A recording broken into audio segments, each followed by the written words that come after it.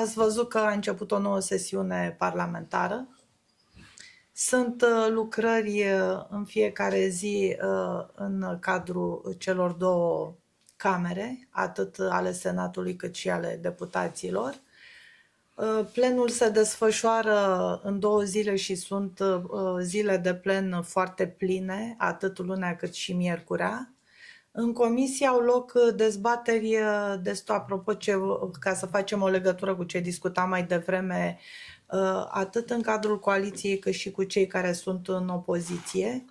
Dar ceea ce am constatat începând cu acest an este faptul că dezbaterile pe fiecare propunere legislativă, în fiecare comisie, să știți că sunt foarte aplecate, serioase și muncite. Și ceea ce mi-a plăcut foarte mult în această lună a fost faptul că chiar propunerile legislative care vin de la opoziție, fiind foarte bine documentate și noi, Partidul Social Democrat, care avem ca și doctrină și obiectiv principal stimularea economiei, nivelul de trai al populației, suntem foarte atenți în a analiza ca propunerile care vin de la fiecare formațiune politică, pe fiecare lege în parte, fiecare se referă la partea de muncă,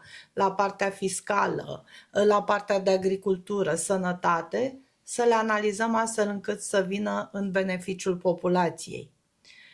Ați văzut că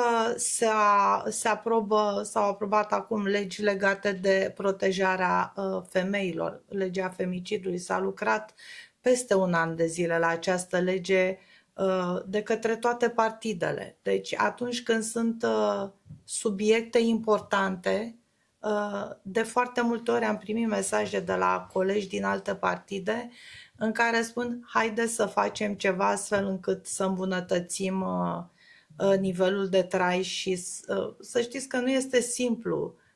Toți vedem ce se întâmplă. Toți vedem unde s-a ajuns și dorința aceasta de a finaliza cât mai repede aprobarea bugetului vine din partea coaliției, pentru că ne interesează foarte mult ca toate autoritățile locale, toate instituțiile să poată să-și desfășoare activitatea în condiții în care știu ce înseamnă, ce buget au primit, pe ce se pot baza, care sunt sumele pentru investiții, care sunt cele pentru funcționare, și atunci facem tot posibilul ca și parlamentari să obținem cât mai repede propunerea de buget care să ne poată permite să funcționăm în continuare în condiții în care indicatorii economici ai țării să se îmbunătățească.